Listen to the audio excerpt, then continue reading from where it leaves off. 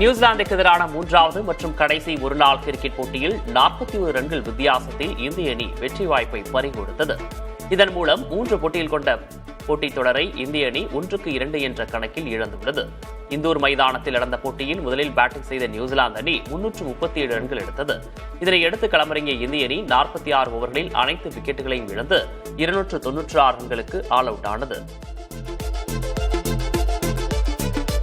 நியூசிலாந்துக்கு எதிரான மூன்றாவது ஒருநாள் போட்டியில் இந்திய அணியின் நட்சத்திர வீரர் விராட் கோலி சதம் அடித்து அசத்தினார். இந்தியா மற்றும் நியூசிலாந்துக்கு இடையிலான மூன்றாவது மற்றும் கடைசி ஒருநாள் போட்டி இந்தூரில் நடைபெற்றது. இதில் 108 பந்துகளில் 124 ரன்கள் அடித்து விராட் கோலி அசத்தினார். இது சர்வதேச கிரிக்கெட்டில் கோலியின் 85வது சதமாகும். அதேபோல நியூசிலாந்துக்கு எதிராக விராட் கோலி விளாசியுள்ள 7வது சதமாகும்.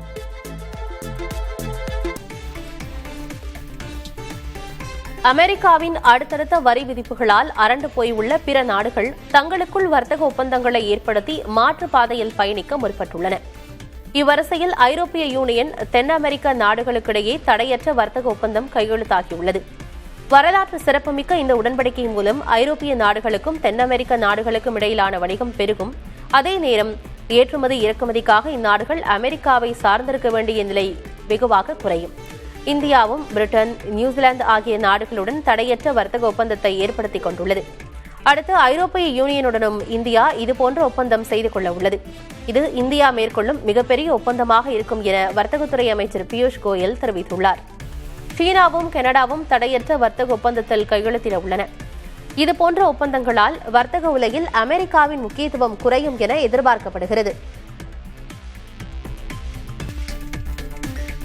அமெரிக்க மண்ணில் செயல்படும் ChatGPT இந்தியா உள்ளிட்ட நாடுகளுக்காக சேவை செய்யும் நிலையில் AI வசதிக்காக அமெரிக்கர்கள் ஏன் கட்டணம் தர வேண்டும் என டிரம்பின் ஆலோசகர் எழுப்பிய கேள்வி சர்ச்சையை ஏற்படுத்தியுள்ளது. அதிபர் டொனால்டு டிரம்பின் வர்த்தக ஆலோசகர் பீட்டர் நவோரா இந்தியாவின் AI சேவைக்கு அமெரிக்கர்கள் ஏன் கட்டணம் செலுத்த வேண்டும் என்றும் வினவியுள்ளார். ChatGPT போன்ற AI தொழில்நுட்ப சேவை அளிக்கும் நிறுவனங்கள் அமெரிக்க மண்ணில் அமெரிக்காவின் மின்சாரத்தை உபயோகிப்பதாகவும் அவர் சுட்டிக்காட்டியுள்ளார். ஆனால் இந்தியா மற்றும் இதர நாடுகளின் வாடிக்கையாளர்களுக்காகவே AI நிறுவனங்கள் பணியாற்றுவதாகவும் அவர் குறிப்பிட்டார். அதேபோல வெளிநாட்டவர் அமெரிக்காவில் வேளாண் நிலங்களை வாங்குவது பொருளாதார தாக்கத்தை ஏற்படுத்தும் என்றும் பீட்டர் நவோரா அச்சம் தெரிவித்துள்ளார்.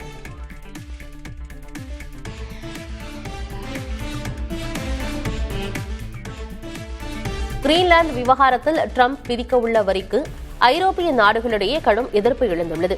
கிரீன்லாந்தின் பாதுகாப்பு குறித்து ட்ரம்ப் அஞ்சினால் அதற்கு நேட்டோ அமைப்பு மூலம் நடவடிக்கை எடுக்க வேண்டுமே தவிர வரி விதிப்புகள் மூலம் அல்ல என ஐரோப்பிய யூனியன் கொள்கை உருவாக்க பிரிவு தலைவர் காஜா கல்லாஸ் தெரிவித்திருக்கிறார். ட்ரம்பின் முடிவால் ரஷ்யாவும் சீனாவும் தான் பலன் பெறும் என்றும் பாதிப்பு அமெரிக்காவுக்கும் ஐரோப்பிய யூனியனுக்கும் மட்டுமே என்றும் அவர் கூறியுள்ளார். பிரிட்டன் பிரதமர், பிரான்ஸ் அதிபர் உள்ளிட்டோரும் ட்ரம்ப் முடிவை விமர்சித்துள்ளனர். கிரீன்லாந்தை தன் கட்டுப்பாட்டில் கொண்டுவரும் முடிவுக்கு எதிர்ப்பு தெரிவிக்கும் பிரிட்டன், பிரான்ஸ், ஜெர்மனி உள்ளிட்ட 8 ஐரோப்பிய நாடுகளுக்கு அமெரிக்க அதிபர் ட்ரம்ப் 10% வரி விதிக்கப் போவதாக எச்சரித்துள்ளார்.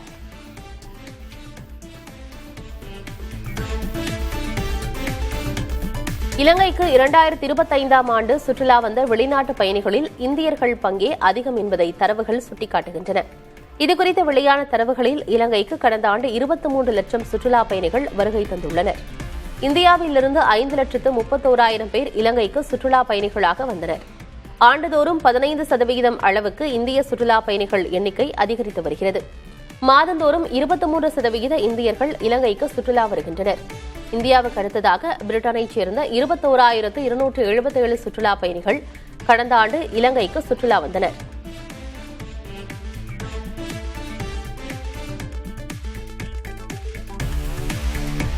அமெரிக்காவில் சட்டவிரோத குடியேறிகளுக்கு எதிரான அரசின் நடவடிக்கைக்கு ஆதரவாகவும் எதிராகவும் போராட்டங்கள் தீவிரமடைந்துள்ளன.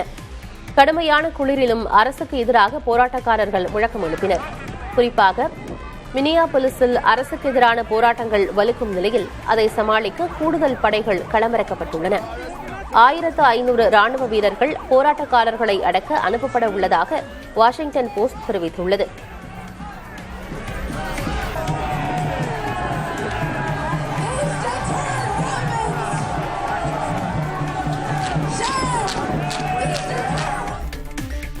அமெரிக்க கடன் பத்திரங்களில் செய்யப்பட்டுள்ள முதலீடுகளை 682 பில்லியன் டாலராக சீனா குறைத்துக் கொண்டுள்ளது. இது கடந்த 17 ஆண்டுகளில் இல்லாத குறைந்த அளவாகும்.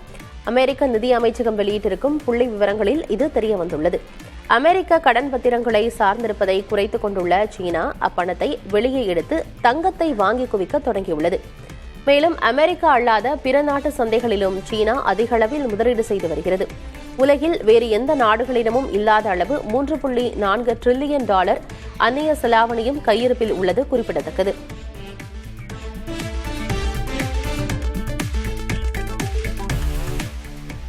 உலகிலேயே பெரிய அரிய வகை நீலக்கல்லை இலங்கை அறிமுகப்படுத்தியுள்ளது. 3563 கேரட் எடை உள்ள இக்கல் கொழும்புவில் அறிமுகப்படுத்தப்பட்டது. இதன் மதிப்பு சுமார் 2700 கோடி ரூபாய் என கூறப்படுகிறது. தூய்மையான மண்ணின் நட்சத்திரம் என பெயரிடப்பட்டுள்ள இந்த நீலக்கல் ரத்னபுரா என்ற ஊரில் 3 ஆண்டுகளுக்கு முன்பு கண்டெடுக்கப்பட்டதாக தெரிவிக்கப்பட்டுள்ளது. இது பல்வேறு விதங்களில் சிறப்புடையது என்றும் இதன் உரிமையாளர்கள் கூறியுள்ளனர். ஆங்கிலத்தில் சஃபயர் என அழைக்கப்படும் நீலக்கல் சந்தையில் உலகிலேயே இலங்கை முன்னணியில் உள்ள நாடுகளில் ஒன்றாகும்.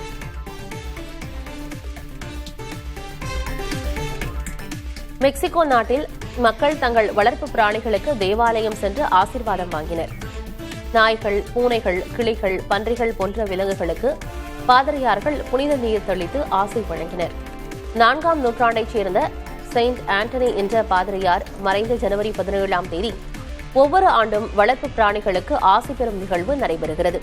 செயின்ட் ஆண்டனி விலங்குகள் மீது பெரும் அக்கறை வைத்திருந்தவர் என்பதால் அவரது நினைவாக பல ஆண்டுகளாக ஆசை பெறும் நிகழ்ச்சி நடைபெற்று வருகிறது.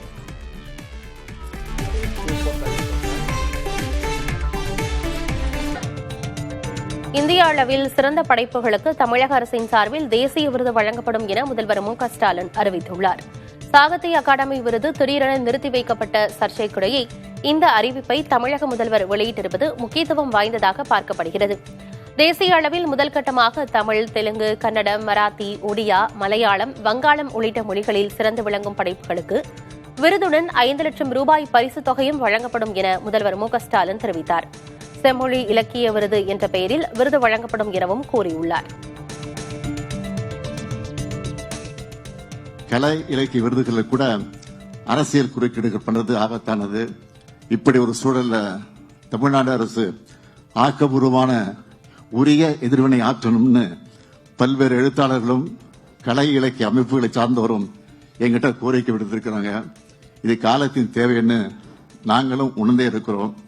அதன்படி உங்களுக்கு மகிழ்ச்சி அளிக்கக்கூடிய ஒரு அறிவிப்பை இந்த மேடை வெளியிட விரும்புகிறேன். குறிப்பிட்ட இந்திய மொழிகளில் வெளியாகிற தலை சிறந்த இலக்கிய படைப்புகளுக்கு தமிழ்நாடு அரசின் சார்பில் ஆண்டுதோறும் தேசிய அளவிலான விருதுகள் வழங்கப்படும். முதல் கட்டமா தமிழ், தெலுங்கு, கன்னடம், மலையாளம், ஒடியா, வங்காளம் மற்றும் மராட்டிய மொழிகளில் வெளியாகிற தலை சிறந்த படைப்புகளுக்கு செம்மொழி இலக்கிய விருது என்ற பெயரில் அந்த விருது வழங்கப்படும். விருதோட தலா 5 லட்சம் ரூபாய் பரிசு தொகையும் வழங்கப்படும். படைப்புகளின் இலக்கியத்தையும் வெளிப்படையான தேர்வு முறையும் உறுதி செய்யும் விதமாக புகழ்பெற்ற எழுத்தாளர்கள், விருதாளர்கள் அடங்கிய குழு ஒவ்வொரு மொழிக்கும் தனி அமைக்கப்படும். தமிழக காங்கிரஸ் கட்சியை வலுப்படுத்தும் நோக்கில் 71 புதிய மாவட்ட தலைவர்கள் பட்டியலை அகில இந்திய காங்கிரஸ் கமிட்டி பொதுச் செயலாளர் கே.சி. வேணுகோபால் வெளியிட்டிருக்கிறார். கடந்த டிசம்பர் மாதம் அமைக்கப்பட்ட பார்வையாளர்கள் குழு அளித்த பரிந்துரையின் அடிப்படையில் காங்கிரஸ் தேசிய தலைவர் மல்லிகார்ஜுன் கார்கேவின் ஒப்புதலின்படி இந்த நியமனங்கள் மேற்கொள்ளப்பட்டுள்ளன.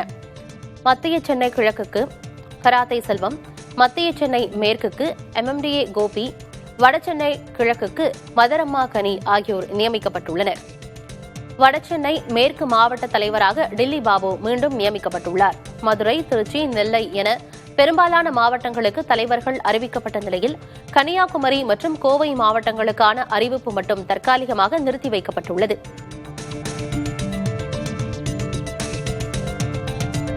தேசிய ஜனநாயக கூட்டணியில் அமமுக, தேமுதிக இணையுமா என்ற செய்தியாளர்களின் கேள்விக்கு வரும் 23ஆம் தேதி பிரதமர் மோடி கலந்து கொள்ளும் கூட்டத்தில் விடை தெரியும் என்று பாஜக மாநில தலைவர் நயினார் நாகேந்திரன் தெரிவித்தார். சென்னை விமான நிலையத்தில் பேசிய அவர், அதிமுகவின் தேர்தல் வாக்குறுதிகள் திமுக திட்டங்களின் காப்பி என்று சொல்ல முடியாது என்று கூறினார். இந்தியில இணையமைக்கக்கூடிய கட்சிகளை பற்றி அறிவிப்பும் வெளியிடவும் சொல்லியிருக்காங்க. ஸோ யாரை எதிர்பார்க்கலாம் சார்? குறிப்பாக டிடிவி தினகரன் இணையறா 23 மேடையில் நீங்கள் அதை பார்க்கலாம். எத்தனை மணிக்கு சார் மீட்டிங்? தலைவர்கள் மேடையில் இடம் பெறுவாங்களா?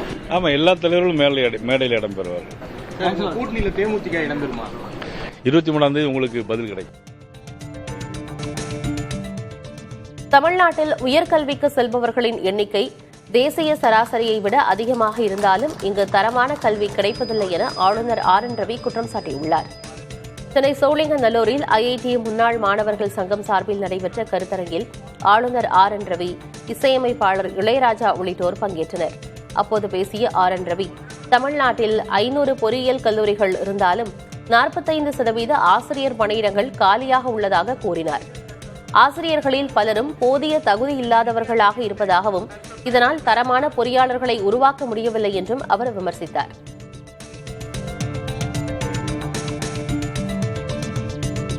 காசாவில் போர் நிறுத்தத்திற்கு பிந்தைய நிர்வாகம் மற்றும் மறுசீரமைப்பை கண்காணிக்க அமெரிக்க அதிபர் டொனால்டு டிரம்ப் உருவாக்கியுள்ள அமைதி வாரியத்தில் இணைய இந்தியாவிற்கு அழைப்பு விடுக்கப்பட்டுள்ளது.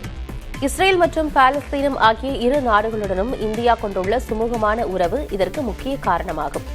பாகிஸ்தானுக்கும் அழைப்பு விடுக்கப்பட்டுள்ள நிலையில் இஸ்ரேல் அதனை எதிர்க்கிறது. இந்த வாரியம் ஐநாவின் அதிகாரத்தை பாதிக்கும் என உலக நாடுகள் தயக்கம் காட்டுகின்றன. இதுவரையில் இந்த வாரியத்தை ஹங்கேரி மட்டுமே அதிகாரப்பூர்வமாக ஏற்றுள்ளது. 60 நாடுகளுக்கு விடுக்கப்பட்டுள்ள இந்த அழைப்பு குறித்து இந்தியா இன்னும் இறுதி முடிவை எடுக்கவில்லை.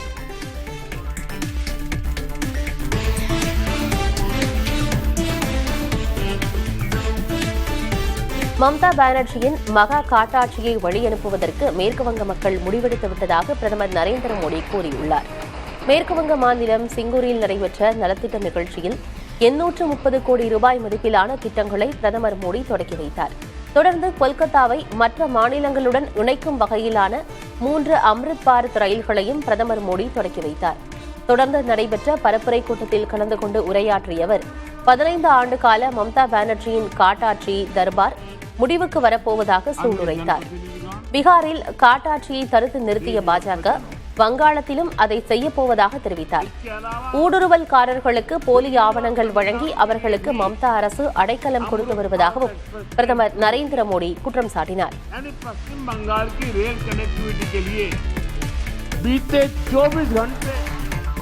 தேர்தல் நேரத்தில் வாக்குகளை பெற வேண்டும் என்பதற்காகவே அசாம் மாநிலத்தில் நிலங்களை சட்டவிரோத குடியேறிகளிடம் முந்தைய காங்கிரஸ் அரசுகள் அளித்ததாக பிரதமர் மோடி குற்றம் சாட்டினார்.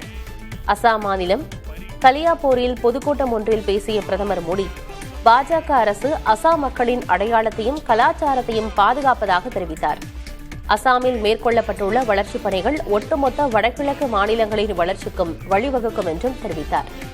முன்னதாக 7000 கோடி ரூபாய் மதிப்புக்கு காசிரங்கா உயர்மட்ட பாதை அமைக்கும் திட்டத்திற்கு பிரதமர் அடிக்கல் நாட்டியதோடு 2 அம்ரித் பாரத் எக்ஸ்பிரஸ் ரயில்களையும் பிரதமர் மோடி கொடியசைத்து தொடக்கி வைத்தார்.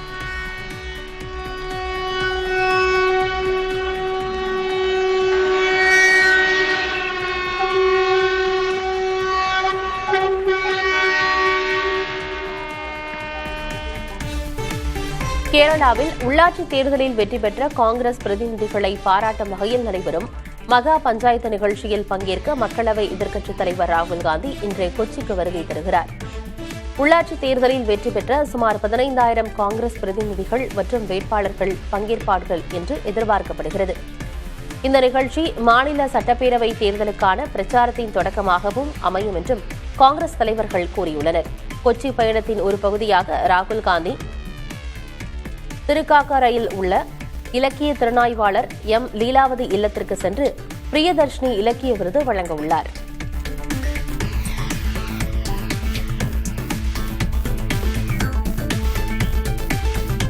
கர்நாடக மாநில கலால் துறையில் 2500 கோடி ரூபாய் அளவிலான ஊழல் நடைபெற்றுள்ளதாக எதிர்க்கட்சியான பாஜக குற்றம் சாட்டி அத்துறையின் அமைச்சர் ஆர்.பி. திம்மாப்பூர் உடனடியாக பதவி விலக வேண்டும் என வலியுறுத்தியுள்ளது. அதிகாரிகள் இடமாற்றம், மதுக்கடை உரிமங்கள் வழங்கல் மற்றும் உரிமம் புதுப்பித்தலில் பெரும் முறைகேடுகள் நடந்துள்ளதாகவும் முதல்வர் சித்தராமையா அமைச்சர் திம்மாப்பூரை நீக்க வேண்டும் எனவும் பாஜக வலியுறுத்தியுள்ளது. இதற்கிடையில் மதுக்கடை உரிமம் தொடர்பான லஞ்ச வழக்கில் கலால்துறை அதிகாரிகள் 2 லோக் ஆயுக்தா காவல்துறையினரால் கைது செய்யப்பட்ட சம்பவம் குற்றச்சாட்டுகளுக்கு வலு சேர்த்ததாக கூறப்படுகிறது. ஒசூரில் புதிய விமான நிலையம் கட்டுவதற்கு தமிழ்நாடு அரசு தேர்வு செய்த இடத்தை மத்திய அரசு நிராகரித்துள்ளது. பெரிகை மற்றும் பாகலூர் இடையே சுமார் 2300 ஏக்கர் பரப்பளவில் புதிய விமான நிலையம் கட்டுவதற்கான திட்ட அறிக்கையை மத்திய அரசுக்கு தமிழக அரசு அனுப்பியது. இந்நிலையில் ஹிந்துஸ்தான் ஏரோநாட்டிக்கல் நிறுவனத்தின் பயிற்சிக்காக குறிப்பிட்ட வான்பரப்பு தேவைப்படுவதால் பாதுகாப்புத்துறையின் அனுமதி தர முடியாது என கூறி நிராகரிக்கப்பட்டுள்ளதாக தகவல்கள் வெளியாகியுள்ளது.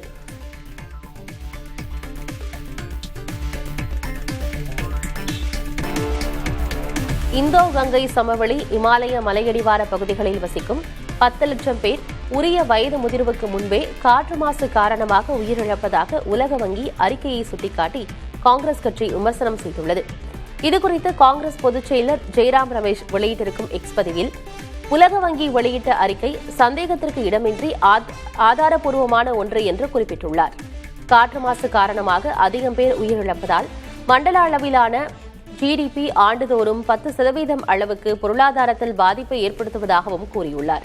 நிலக்கரியிலிருந்து மின்சாரம் தயாரிக்கும் ஆலைகள் வெளியிடும் உமிழ்வுகளுக்கான விதிகள், பொது போக்குவரத்தை மின்மயமாக்குதல், வாகனங்களின் உமிழ்வு மற்றும் எரிபொருள் தரத்தை மேம்படுத்துவது ஆகியவற்றை கடுமையாக கடைபிடிக்க வேண்டும் என்றும் ஜெய்ராம் ரமேஷ் அறிவுறுத்தியுள்ளார்.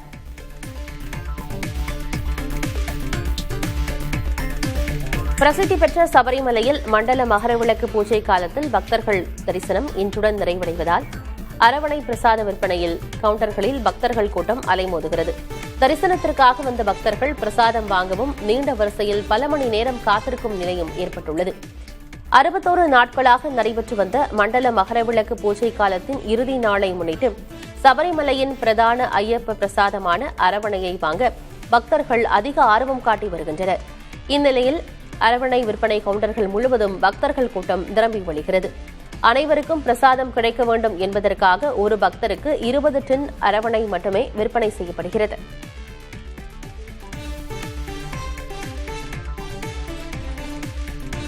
உலகிலேயே மிகப்பெரிய சிவலிங்கம் பீகாரில் அமைக்கப்பட்டுள்ளது. 210 மெட்ரிக் டன் எடையுள்ள இச்சிவலிங்கம் 2 கிரேன்கள் உதவியுடன் நிறுத்தப்பட்டது. அப்போது கூடியிருந்த ஆயிரக்கணக்கான பக்தர்கள் ஹரஹர மகாதேவா என முழக்கம் எழுப்பினர். இதன் பிறகு ஹெலிகாப்டர் மூலம் சிவலிங்கத்தின் மீது மலர் தூவப்பட்டது. இச்சிவலிங்கம் தமிழ்நாட்டின் மகாபலிபுரத்தில் செதுக்கப்பட்டு பிரத்யேக லாரிகள் மூலம் கொண்டு செல்லப்பட்டது குறிப்பிடத்தக்கது.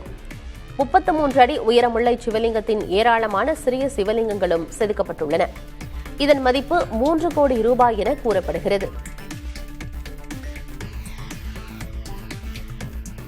மாநிலங்களவையில் 19 மசோதாக்கள் பல ஆண்டுகளாக நிறைவேற்றப்படாமல் முடங்கி கிடக்கின்றன. இதில் மக்கள் தொகை கட்டுப்பாடு தொடர்பான ஒரு மசோதா 34 ஆண்டுகளாக எந்த நடவடிக்கையும் இன்றி உள்ளது.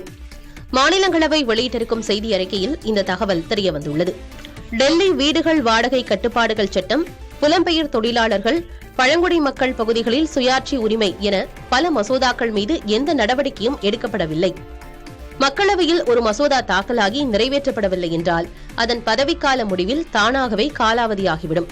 ஆனால் மாநிலங்களவையில் உறுப்பினர்கள் பதவிக்காலம் சுழற்சி முறையில் இருப்பதால் மசோதாக்கள் நிலுவையிலேயே இருக்கின்றன. திருநெல்வேலி நெல்லையப்பர் காந்திமதி அம்பாள் கோயிலில் தை அமாவாசை தினமான நேற்று லட்சதீப திருவிழா சிறப்பாக நடைபெற்றது. கோயில் வளாகம் முழுவதும் தீப ஒளியில் ஜொலித்த நிலையில் ஆயிரக்கணக்கான பக்தர்கள் தரிசனம் செய்தனர். சுமார் 2000 ஆண்டுகள் பழமை வாய்ந்த இந்த திருக்கோயிலில் 6 ஆண்டுகளுக்கு ஒருமுறை லட்சதீப திருவிழா நடத்தப்படுகிறது. 10 நாட்கள் நீடிக்கும் விழா கடந்த 7ஆம் தேதி மகா கணபதி ஹோமத்துடன் தொடங்கியது.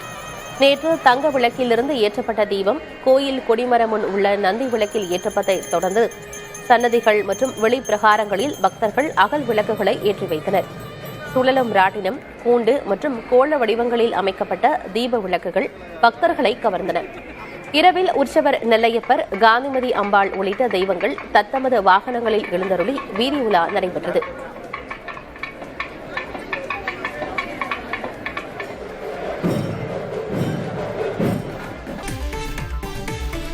சென்னை மெரினாவில் குப்பைகளை சேகரித்து தந்தால் பணம் வழங்கும் நிகழ்வு 2 நாட்கள் நடந்தது.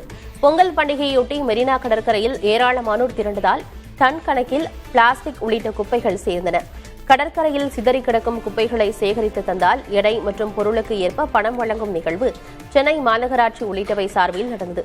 இதில் பிளாஸ்டிக் பாட்டில்கள் 1 கிலோ 15 ரூபாய்க்கும், பேப்பர் கிலோ 4 ரூபாய்க்கும், அட்டை பெட்டிகள் கிலோ 8 ரூபாய்க்கும், கண்ணாடி பாட்டில்கள் 1 கிலோ 1 ரூபாய்க்கும், அலுமினிய பொருட்கள் கிலோ 45 ரூபாய்க்கும் பொதுமக்களிடமிருந்து பெறப்பட்டன.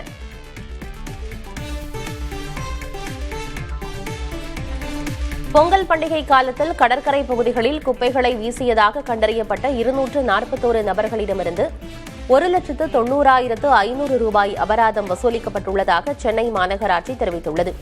திடக்கழிவு மேலாண்மை விதிகளின்படி குப்பைகள் கொட்டுவது தடை செய்யப்பட்டுள்ள நிலையில் 26 கண்காணிப்பு குழுக்கள் மூலம் விதிமீறலில் ஈடுபட்ட தனிநபர்கள் மற்றும் கடை உரிமையாளர்களிடம் அபராதம் விதிக்கப்பட்டது. மேலும் பொங்கல் விடுமுறையை முன்னிட்டு 14ஆம் தேதி முதல் 17ஆம் தேதி வரை மொத்தம் 233 மெட்ரிக் டன் திடக்கழிவுகள் அகற்றப்பட்டதாக சென்னை மாநகராட்சி தெரிவித்துள்ளது. திருவள்ளூர் மாவட்டம் திருத்தணி அருகே கிராமத்தில் புகுந்து பொதுமக்களை தாக்கிய 3 பேர் கைது செய்யப்பட்டனர். தாளவேடு இருளர் காலனியில் கஞ்சா போதையில் பட்டாக்கத்தி உள்ளிட்ட ஆயுதங்களோடு புகுந்த 6 இளைஞர்கள் யாரோ ஒருவரை தேடுவது போல அப்பகுதியில் இருந்தவர்களை அச்சுறுத்தியுள்ளனர். மேலும் வீடுகளின் முன்பிருந்த வாகனங்கள், மின் விளக்குகளை தாக்கி சேதப்படுத்தியதோடு கிராம ஆண்களையும் தாக்கினர். இதில் படுகாயமடைந்த முதியவர் ஒருவர் மருத்துவமனையில் அனுமதிக்கப்பட்டார். இதனைத் தொடர்ந்து தாக்குதலில் ஈடுபட்டவர்களில் 3 பேரை காவல்துறையினர் கைது செய்தனர். உத்தரப்பிரதேச மாநிலம் பிரயாக்ராஜில் மௌனி அமாவாசையை முன்னிட்டு நேற்று ஒரே நாளில் 3 கோடிக்கும் மேற்பட்டோர் கங்கையில் புனித நீராடியுள்ளனர். அப்போது வானிலிருந்து ஹெலிகாப்டர் மூலம் ரோஜா இதழ்களை கொண்டு பூமழை பொழியப்பட்டது.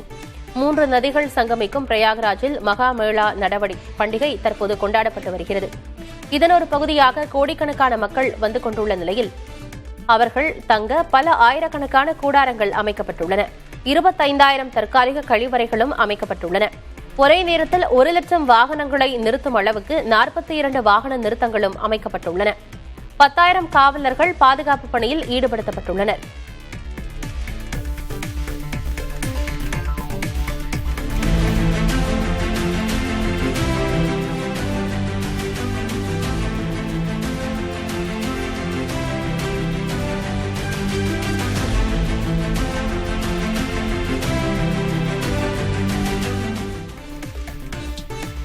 இந்தியாவில் மின்சார விநியோக நிறுவனங்கள் பல ஆண்டுகளுக்கு பிறகு லாப பாதையில் இயங்கத் தொடங்கியுள்ளன.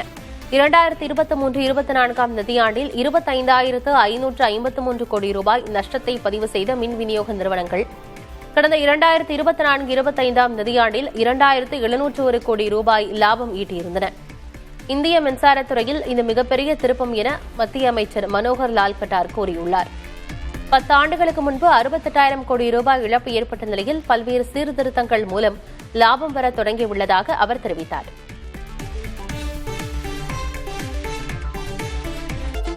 பிரதமர் மோடியும் அமித்ஷாவும் தேர்தல் நேரத்தில் தமிழுக்கு முக்கியத்துவம் கொடுப்பதுதான் அவர்களின் அரசியல் என அமைச்சர் சாமிநாதன் விமர்சித்துள்ளார். புதுக்கோட்டையில் செய்தியாளர்களை சந்தித்த அவர், தமிழில் பெயர் பலகை என்பது இன்னும் முழுமையாக செயல்படுத்தவில்லை, படிப்படியாக அதற்கான நடவடிக்கை எடுக்கப்படும் என்றார். கோவளம் நன்னீர் தேக்க திட்டத்தை தமிழ்நாடு அரசு உடனடியாக கைவிட வேண்டும் என நாம் தமிழர் கட்சியின் தலைமை ஒருங்கிணைப்பாளர் சீமான் வலியுறுத்தியுள்ளார். இதுகுறித்து தனது எக்ஸ் தள பக்கத்தில் பதிவிட்டுள்ள அவர், சென்னை குடிநீர் தேவையை நிறைவேற்றவும் வெள்ள பாதிப்புகளை குறைக்கவும் கோவளம் நன்னீர் தேக்கம் திட்டம் உருவாக்கப்படுகிறது எனவும், ஆனால் இத்திட்டத்துக்காக 16 கிராம மீனவர்களின் வாழ்வாதாரம் பலி கொடுக்கப்படுவதாகவும் சீமான் விமர்சித்துள்ளார். தை அமாவாசையை ஒட்டி விழுப்புரம் மாவட்டம் மேல்மலையனூரில் ஊஞ்சல் உற்சவம் பக்தி பெருக்குடன் விமர்சையாக நடைபெற்றது. அதிகாலையில் மூலவருக்கு சிறப்பு அலங்காரமும் வாசனை திரவியங்களால் சிறப்பு அபிஷேகங்களும் செய்யப்பட்டன. ஸ்ரீ ராஜராஜேஸ்வரி அலங்காரத்தில் அங்காளம்மன் ஊஞ்சல் மண்டபத்தில் எழுந்தருளினார். பல்லாயிரக்கணக்கான பக்தர்கள் கையில் தீபமேந்தி அம்மனுக்கு தாலாட்டு பாடி வழிபட்டனர்.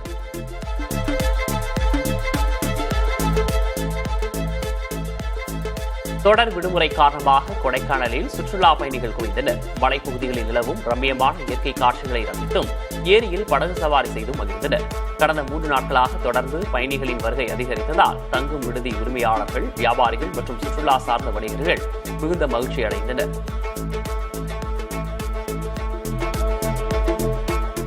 பொங்கல் தொடர் விடுமுறை மற்றும் ஞாயிற்றுக்கிழமையை ஒட்டி திருவண்ணாமலை அண்ணாமலையார் கோயிலில் பல்லாயிரக்கணக்கான பக்தர்கள் குவிந்தனர். அண்ணாமலையார் மற்றும் உண்ணாமலை அம்மனுக்கு சிறப்பு அபிஷேக ஆராதனைகள் நடைபெற்றன.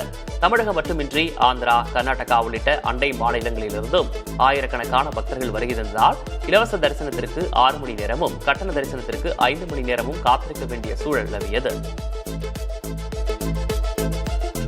தொடர் விடுமுறையை ஒட்டி உலக புகழ்பெற்ற தஞ்சை பெரிய கோயிலில் சுற்றுலா பயணிகள் குவிந்தனர். தமிழகம் மட்டுமின்றி வெளிநாடுகள், வெளி மாநிலங்களிலிருந்தும் ஏராளமான சுற்றுலா பயணிகள் வருகை தந்தனர்.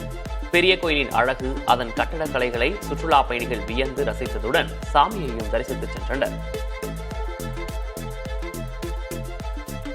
தை அமாவாசையொட்டி திருச்செந்தூர் சுப்பிரமணிய சுவாமி கோயிலில் அஸ்திரதேவருக்கு தீர்த்தவாரி வைபவம் நடந்தது. இதையொட்டி காலசந்தி பூஜைக்கு பின்னர் சுவாமி அஸ்திரதேவர் சண்முக விலாச மண்டபத்தில் எழுந்தருளினார். அங்கு சுவாமிக்கு சிறப்பு அபிஷேகம், தீபாராதனை நடந்தது. தொடர்ந்து கடலில் புனித நீராடும் தீர்த்தவாரி வைபவம் நடைபெற்றது.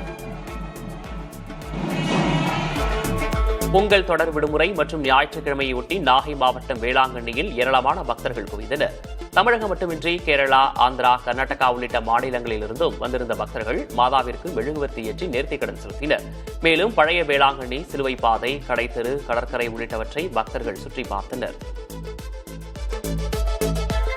கரூர் மாவட்டம் குளித்தலை அருகே ஆற்றிமலையில் 64வது ஆண்டாக ஜல்லிக்கட்டு போட்டி நடைபெற்றது. முன்னாள் அமைச்சர் செந்தில் பாலாஜி தொடங்கி வைத்த இந்த போட்டியில் நாமக்கல், திருச்சி, கரூர், புதுக்கோட்டை, தஞ்சாவூர் உள்ளிட்ட மாவட்டங்களைச் சேர்ந்த 627 காளைகள் அவிழ்த்துவிடப்பட்டன. 386 வீரர்கள் திமில் பிடிக்க தீரத்துடன் களம் கண்டனர். நாமக்கல் மண்டலத்தில் முட்டை விலை தொடர்ந்து சரிந்து வருகிறது. இன்று மேலும் 30 காசுகள் குறைக்கப்பட்டு ஒரு முட்டையின் பண்ணை கொள்முதல் விலை 5 ரூபாயாக நிர்ணயிக்கப்பட்டுள்ளது. கடந்த 14 நாட்களில் மட்டும் முட்டை விலை ₹1.40 குறைந்துள்ளது. தைப்பூச திருவிழா காரணமாக முட்டை விற்பனை குறைந்து தேக்கமடைந்துள்ளதே இந்த விலை வீழ்ச்சிக்கு காரணம் என பண்ணையாளர்கள் தெரிவிக்கின்றனர். இதனால் நாளொன்றுக்கு சுமார் 8 கோடி ரூபாய் இழப்பு ஏற்படுவதாக தெரிவிக்கப்பட்டுள்ளது. புதுச்சேரி மாநிலம் காரைக்காலில் கார்னிவல் திருவிழாவை முன்னிட்டு மீன்வளத்துறை சார்பில் கட்டுமர படகு போட்டி நடைபெற்றது. புதுச்சேரி அமைச்சர் திருமுருகன் போட்டியை தொடங்கி வைத்தார். காரைக்காலில் உள்ள 11 மீனவ கிராமங்களைச் சேர்ந்தவர்கள் பங்கேற்றதில் காளைக்குப்பம், மண்டபத்தூர், அக்கம்பேட்டை கிராம மக்கள் முதல் 3 இடங்களை பிடித்தனர்.